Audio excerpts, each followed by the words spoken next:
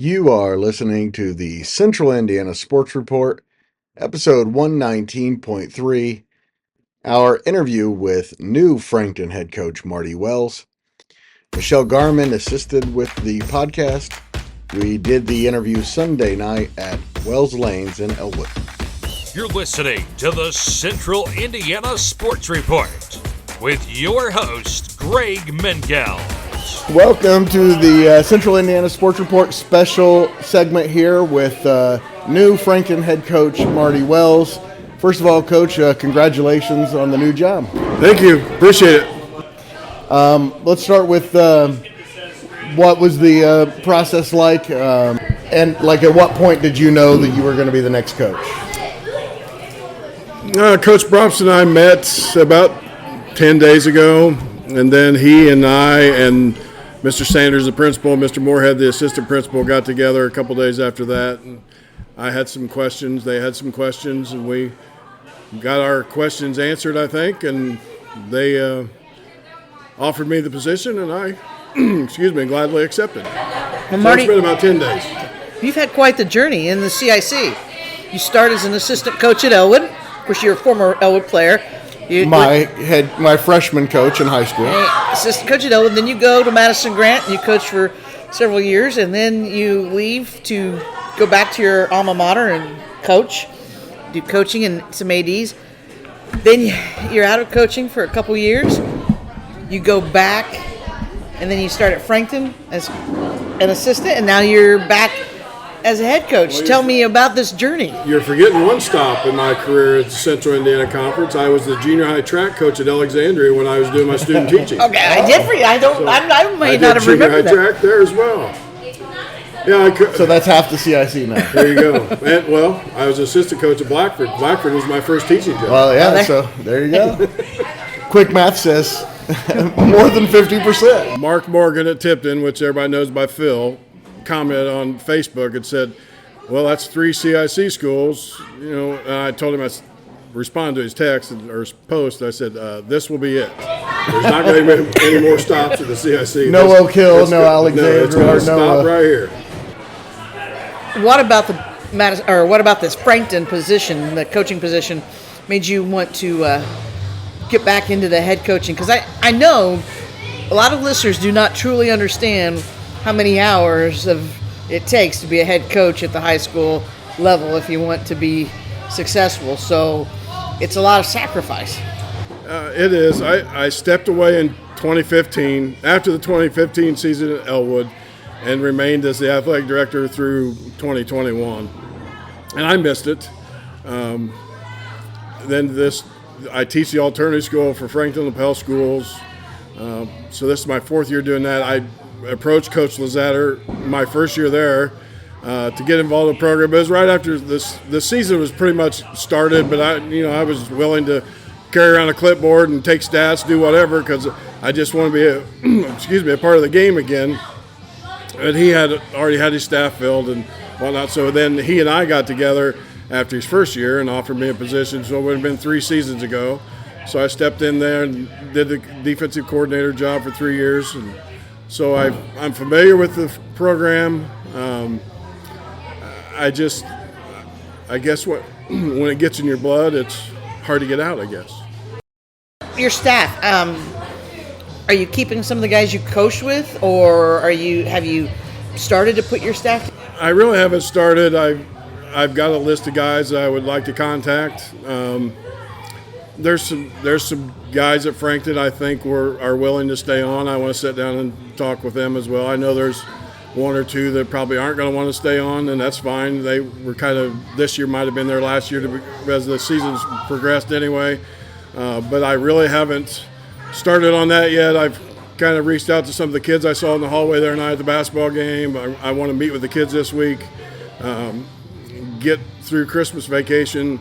My oldest son and I are going to the Rose Bowl, so I'm going to take a few days and go out to Pasadena, and then we come back and we start second semester. Teachers come back the 6th, kids come back the 7th, so I'll hit it pretty hard at that point in time, trying to get staff organized, and then we can have our the limited contact period has already started. It started this week, so we will get started probably the second week of January. It'll be more classroom meeting type stuff because we'll be different offensively, defensively. We're not going to change anything. We just got to get better, a lot better. So we'll do a lot of whiteboard stuff to kind of get the offensive stuff going, and then before you know it, it's going to be spring break, and limited contact period for the spring will be here. So we'll have some morning workouts. So after Coach Broston and I got this figured out, I ran off a yearly calendar, and so I've been at school jotting things down and getting a yearly calendar in place to get us through the summer, and then obviously August 4th when the season starts. So a little easier, though, in the fact that you've been there, you know the kids, you're in the school. That probably makes the transition a little easier. And I think more importantly, they know me.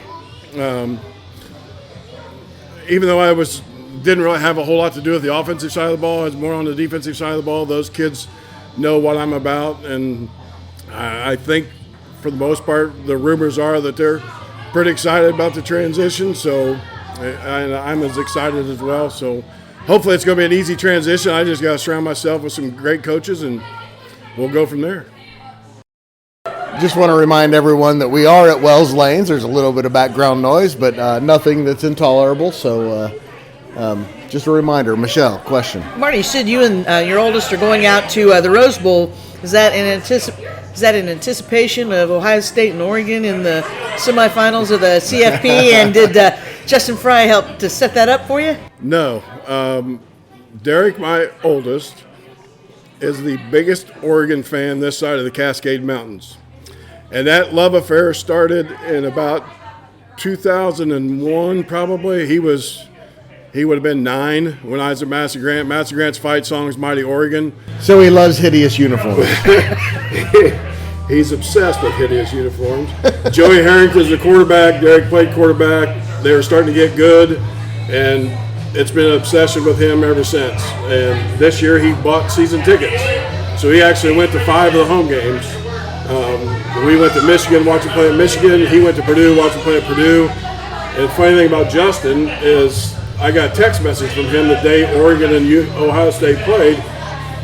And I opened my phone with Justin Fry, and he says, "Hey, I think I just saw your son, but I'm in Autzen Stadium." I said, "No, you probably did because he's a season ticket holder." And sure enough, wow. Derek was standing on the sidewalk as the buses from Ohio State went by, and Justin recognized Derek standing there.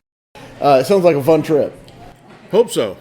December 31st, we fly out, and it's going to be a short trip. We'll be back I think we fly back the 2nd, so we're basically flying out to go to the game and come home. Have you ever been out there? I have not. I did. I went out there when Justin got the job at UCLA. Mm-hmm. I had an opportunity to go out and dog sit for some friends in Manhattan Beach. Well, it was the first couple of weeks of September, and UCLA had a home game. Amazing so I got place. a hold of their SID and got tickets and press credentials, and I went and I got to talk to Justin. Pasadena, you will love it. It is the most beautiful city I have ever been. Yeah. And the stadium, you look out, there's mountains. I mean, it's a cool place. And I said it was kind of neat. It was a bucket list for me to just go to the Rose Bowl. And I said now I would like to be there for a bowl game when it is 100% full, because for UCLA home games, it's not. I mean, it seats 80,000. It's just not. I mean, it's a second-class sport in Los Angeles. That's for sure. Isn't it like in the middle of a residential neighborhood, or not too far from a residential neighborhood? Yes, it isn't. You will have to go through. I will say this. Where are you staying when you're out there? I don't know. He made all those arrangements. Okay, well, he's probably that thing. I would just give yourself, because it is in the residential and the way the streets flood, it's not so big. I would give yourself just a little extra time anyway, and get to the stadium early so you can just walk around and see. It's pretty cool. Knowing him, we'll probably be there 3 hours before kickoff. All right, Coach. Let's go a little bit of your background. You told me on Friday that you actually went to Frankton your first couple of years of school. Didn't know that. Where we lived in Sycamore Hills was part of the Frankton School Corporation. So kindergarten, first, second, third grade, I went to Frankton Elementary. Actually, one semester, my kindergarten class was so large, we had too many kids. They asked for volunteers to go to Red Corner. Well, I came home off the bus. I'm carrying my grocery sack with all my stuff, my rug from our nap time, and Mom says, "What are you doing?" I said, "I'm going to Red Corner." She said, "No, you're not." I said, "Well, I told the teacher I would. So we ended up going, or I did. My sister still went. She wasn't in school yet because I'm the oldest. But I spent a semester in kindergarten at Red Corner. Oh. But the rest of the time, so then between 3rd and 4th grade, they changed the school district. Here's an interesting thing for you. Kevin Fry, Jimmy Nichols, Rod Murray, and Rod Van Buskert, all starting members of the backfield for the Elwood Panthers. And Chuck Dickerson's there in 75, 76. They all went to Frankton up until the time they changed the school district, the school boundaries around. So Frankton could have had Jimmy Nichols, Kevin Fry, Rod Murray, and Rod Van Buskert. Wow. That would have changed everything. Kevin Fry he grew up right across the street from Oakland Elementary. And P Street was the dividing line. So anybody that lived on the south side of P Street went to Frankton. So all those people in South Elwood, they call it, went to Frankton. Kevin Fry alone would have changed everything. So being you're an Elwood guy. Obviously, you're a fixture in Elwood for a long time. But for a guy who grew up in this area, went to Frankton, like you said, a little bit, turning that program around has to be something that you really look forward to. Well, ultimately, that's the ultimate goal. Yeah, I wouldn't have been interested. I wouldn't have considered taking it if I didn't think we could turn it around and didn't think that we couldn't win. Ultimately, that's the goal, is to win as much as you can. Over the course of my career, I would have loved to have won some more, but since this announcement happened Thursday, or the school board happened Thursday, the announcement was Friday, I've been contacted by, I don't even know how, I'd have to go back, countless players that I had at Elwood, to congratulate me and wish me well.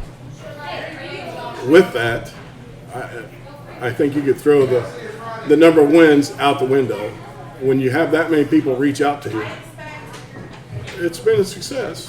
Oh, yeah. Sorry. A coach's success is not necessarily defined by wins and the numbers of wins Certainly and losses. in high school. I always said my favorite coaches are the ones that you could see that they gave an outlet for kids that need the sport. They need to be around, and they gave them discipline and pride, and they turned them in to good, and they taught them how to succeed in life as husbands and fathers and, workers. And that's what at high school, to me, it's more about developing character necessarily, because not everybody gets to go to college. It's tough, and not everybody, very few go to the pros. Well, I told Mr. Sanders in our meeting a week ago or 2 weeks ago, however long ago it's been, in my mind, ultimately, my role as a football coach is to develop kids and make sure they enjoy high school and have a good experience in high school for the 4 years they're there.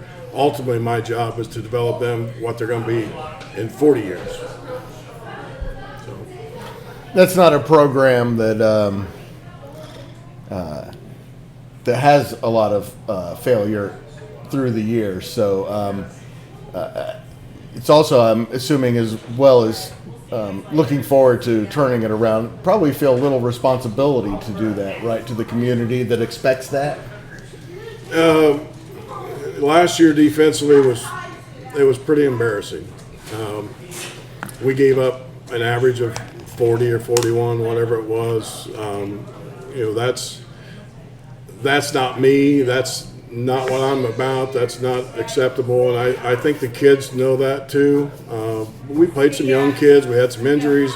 There are a lot of things that played into it, but the bottom line is we gave up way too many points per game, and if you're going to win at the high school level, there's the old adage, offense wins game, defense wins championships, and I firmly believe that we've got to get better defensively, and we certainly are going to work at doing that. Marty, you were around through the Otis and knew Otis really well. Mm-hmm. Do you feel by taking the Frankton program, is that kind of you like to see it get back to the success that I think a lot of the people that I've talked to in the last 3 days certainly hope that.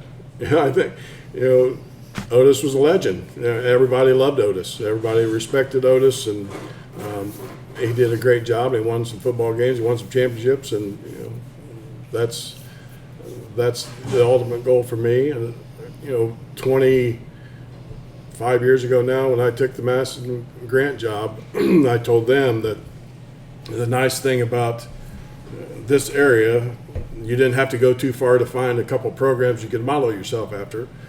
One was Jeff Adamson in Eastbrook, and the other one was, the other one was Mike Toll in Tipton. I learned Pretty good ones. Yeah, really good ones. And Mike was my freshman coach. He was at Elwood at that time, and I learned a lot from him. And then when I got involved in coaching in the mid '80s, obviously he had Tipton rolling at that point. Then CIC, obviously they were there. Then they leave, and Eastbrook comes in, and being in Grant County at that time, Jeff and I became pretty close, and he shared a lot of the program building things with me, and so we tried to do that at Madison Grant, and I left it better than when I found it. Yes, you did. I truly believe I did the same thing at Elwood. So now the next step is to leave Frankton better than I found it. But hopefully that's another 8 or 10 years. But there you go. I was just getting ready to ask you. I mean, how long you see yourself continuing to coach? Well, my son's a 6th grader, so I'd love to be able to coach him, which would then I would have been able to coach all 3 sons, my 2 nephews. Derek and Drew, my boys, Tyler and Trevor, my nephews. Not only did I get to coach them, but they, at some point in time in their lives, they helped me coach too. So that's been pretty special. I can tell you with my boys, it was a heck of a lot easier to coach Drew than it was Derek, because Drew was a center and Derek was the quarterback. And there's a little bit of pressure that goes with that little spot. And the way Brock is built right now, I don't think there's a snowball's chance, and that he's going to be a quarterback. Even though he throws the ball pretty well, he's probably not going to be a quarterback. So I think my future with him is going to be a lot like Drew's. It'll be a much easier coaching as far as that pressure involved with it. Absolutely. I want to talk about Madison Grant here in a minute and the kids who played for you, what they're doing now with that program. But first I want to talk about Elwood. What year did you start coaching at Elwood? Varsity-wise, 85. So as an assistant. So you show up, and all of a sudden Elwood becomes one of the best programs in the state, right? You can look at it that way, because 85, they were one of the best in the state. 87, 88, and then you go to 2000, all Marty Wells, right? Well, Mark Hughes got the job in 85, and Kevin Fry came home. We had Tony Boley, who replaced. He became the head coach in the mid-90s. Kevin obviously then followed him in the late 90s. Mike Bertzler, who left Elwood, maybe early 90s, and went to Danville. Danville, yeah. And myself, that was the varsity staff. Pretty good guys. Had a lot of fun. Won some games. Obviously got to the ultimate game, came up a little short. And Mark left. Jay Houck took it over. Jay was here for a couple of years. All of us stayed. That might have been when Mike left, or maybe shortly after when Jay came in. But the assistant coaches stayed. And then he left. Tony Boley got the job. Most of the assistants were still there. So there was some continuity from 85 until 99, I guess. So after the 98 seasons, when Kevin got sick,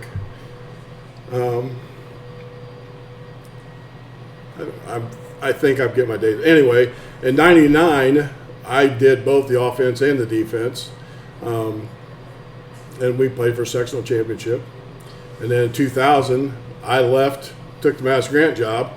So I left the number 1 team in Indiana to take a team or a program that lost 19 in a row. And people asked me, "Are you nuts?" No, I think I've put my time in. I'm ready to take over my own program. And then, Elwood got beat in the regional that year by Ron Colley, and we did end the losing streak. We did win a game once at Madison Grant that first year, so that was a good thing. And then slowly by year 3 or 4, we were conference champions at Madison Grant. So it's been I've had a lot of contact with a lot of good people. I've coached with a lot of good guys. I don't even know if this is answering your question. I forget what the question was now, but sometimes I just kind of ramble a little bit. But that's good for a podcast. Yeah, it's Mark Hughes gave me a chance in 1985, and I've taken that ball and ran with it. So you were around for a lot of great Elwood teams. I always ask this because I don't know the answer. Which is the best team, 85, 87, or 88? I mean, you have to say accomplishment-wise, of course, it's 87. But if they went head-to-head, I think 85 might have been. 85 was a good team. Of those three you mentioned, 88 was probably the best. We were undefeated, got upset by Mississippi, but that was a great game. They had a great team that year, too, with Gonzo Barajas, and I forget the quarterback's name, but he was the little water bug and went everywhere in that full house tee. They made it difficult, but ultimately the best team Elwood's had was 2000. I think that's probably right. That was that 2000 team was pretty good. They had they had Ron Colley, they had the running game, they had the passing game with Clint Williams. Also, they had the kicking game. So it was just a complete team. And that night they ran into a buzzsaw with Ron Colley that they got a couple play action passes on him and got some big plays in the passing game that year to kind of end that season. But yeah, I think 88 of those three you mentioned, 88 was probably the best of those three, but 2000 would have been the best overall. So let's turn to Madison Grant a little bit, and some of your former players are doing a really good job at that program. Brock Massey's the strength coach and defensive coordinator. I had so much fun coaching Brock. You'll have to ask him about some of the stories, especially the Thursday practices. We go through walkthroughs and we line up formations. He's the middle linebacker. He's making all the calls and all the adjustments, and I'd throw something at him that he hadn't seen. And I mean, he would stutter and stammer, and he would get so flustered. And it became the kids look forward to Thursday practices just to see how much I was going to mess with Brock Massey. And he still, when he comes around me, gets flustered because he's afraid I'm going to say something to him to get him thinking, I think. And then, obviously, Jake Wilson is up there now, too. And I think he's gotten very involved in the offensive part of it, and he's doing a really good job with the wrestling program. So, yeah, Jake was actually here, but Brady Turner, the head coach, was a fullback of mine with Stroop as a tailback, and obviously, he's doing some great things with that program, and yeah, those are some good memories. Yeah, I enjoyed it. Marty and I used to meet at the Hobbs Rest Park to do our because I always took Madison Grant's preseason preview for the tab. So get a hold of Marty, and we just meet there at the Hobbs Rest Park. Well, and that's where I used to meet. Of course, that was back in the day we had to chase film down, too. You didn't just get it on the huddle in it like you do now. But either Morgan or Coach Toll, and even there were times where Aaron and I would meet at the old Hobbs Rest Park. All right, so how involved with you are you still with bowling? And it looks like you're a big supporter of high school bowling. Well, obviously the family still owns it. My sister has 2 boys. Dad lives next door. He finally retired. It's probably been 8 years ago now, I guess, would be my guess. But he still has a key. He goes in the back. He still works on the machines. He was just in here a little bit ago. So, and he's 83. Looks like he's 63. But so he's still involved in it. But my sister's oldest son has taken over. He's running it. My sister's still involved with the kitchen part of it and the paperwork and all that good stuff. I come out every once in a while to help, but they do host. Frankton comes here.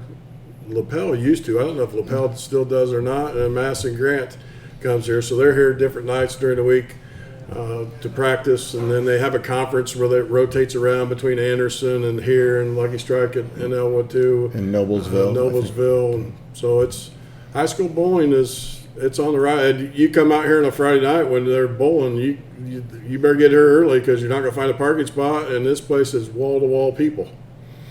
Yeah, I think we need to start supporting it. Makes no sense to me why it's not a varsity sport and doesn't get more attention. And I think the great thing about it is sometimes it involves kids who aren't involved in other sports. That's the one that they do. Right. And I don't know why we spent the last half century ignoring it as a varsity sport. Yeah, it makes no sense to me. I think it's going to eventually it will come into fold. But part of the issue is, from my days as the athletic director, kids leagues on Saturday mornings during the season, during the bowling seasons, those wouldn't be able to take place. So the proprietors at each one of these bowling establishments are going to have some give and take with their youth programs. But that's the problem. That's silly. Let them do both. Right. That's the issue that I have. Sometimes that's the IHSA too. Yes, exactly. Yeah. That, and then it's probably also, I would imagine, in some areas, a monetary thing too, right? Because if you have to block off with your youth league and then you have to block off for high school league, and I mean, bowling alleys are in it to make money. I understand, but if you're forward thinking, right, these kids are your future clients who are doing this. Well, I know, but I mean, a lot of the kids, the nice thing is, bowling is a sport, I always say, is one of the nice things is it's a sport too that kids can maybe, like you said, non-athletic, and maybe if they don't have a lot of money because they don't have a lot to invest, they can come out and they can bowl. And I get it. I think that it's tough, and I think you're going to find. I think it's becoming tougher for high school golf teams too, because golf courses don't like to lose the money by having a high school meet. Too. Yes, but it's you have to understand what their big money things are. Well, and I would imagine, like out here, because I told Greg last time I was out here, there was some kind of pro event. I came out and was taking pictures. You had one of like the PBA, you had some kind of qualifier or something here. They've hosted the state senior tournament a couple different times. That must have been I think Dad has had it 2 or 3 times, and I think Chuck, like his truck, has had it a time or two too. So, but that's like a month-long thing on weekends. But high school bowling, I think it'll take off. But I haven't bowled competitively since '98, and I joke with everybody, he's going to be over eavesdropping. But I told him in '98, because of my coaching, I was too busy, and then teaching-wise, at that time I was coaching track as well. So I joke that I tell everybody when I quit bowling in '98, I told them to get better when they got better to call me, and nobody's called yet. So. All right, Coach. Well, we will once everything's a little more settled, talk a little bit more Frankton football. I hope it was really nice to spend some time with you. Congratulations.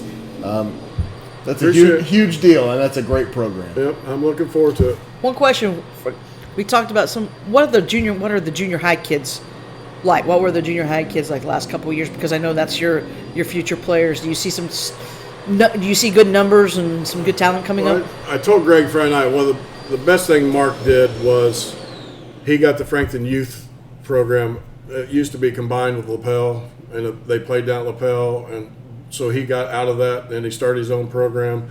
So our kindergartners in first grade play flag, second and third graders play 8-man, fourth, fifth, and sixth play 11-man, and then obviously you got junior high.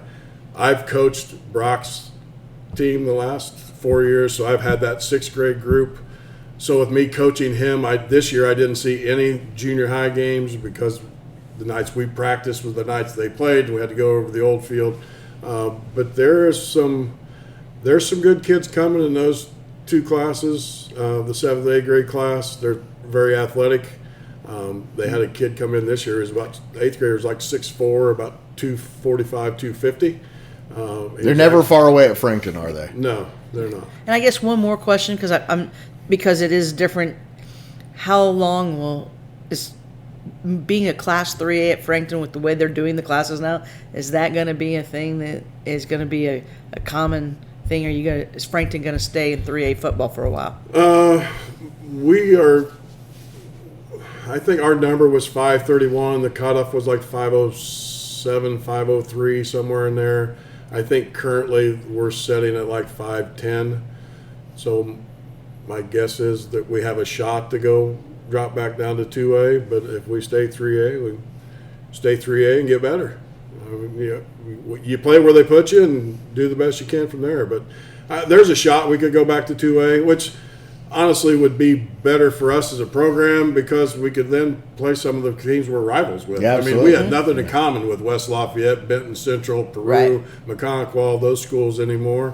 But we do have some commonalities with LaPel, Eastern Hancock, Tipton, Eastbrook, Elwood, LaPel, Ellick. So it just feels more like home, doesn't it? Yeah, it's in 2A. It's an enrollment thing, and we'll see where we are. All right. Thanks so much, Coach, for your time. Thanks, Michelle, for joining us. This has been a lot of fun, and we will do it again soon. All righty. And thank you, everyone, for listening. Please go like, subscribe, or follow us right now so you don't miss a single segment.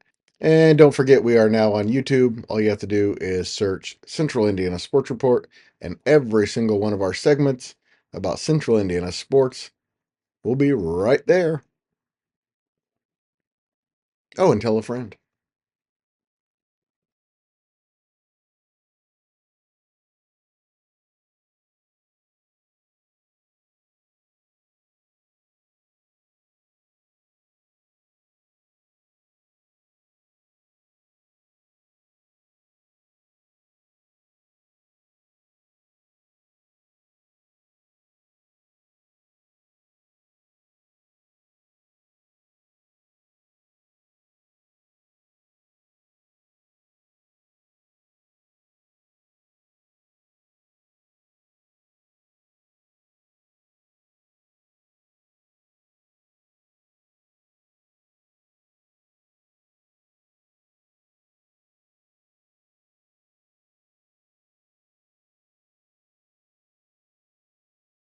The Central Indiana Sports Report is a product of ITG Media.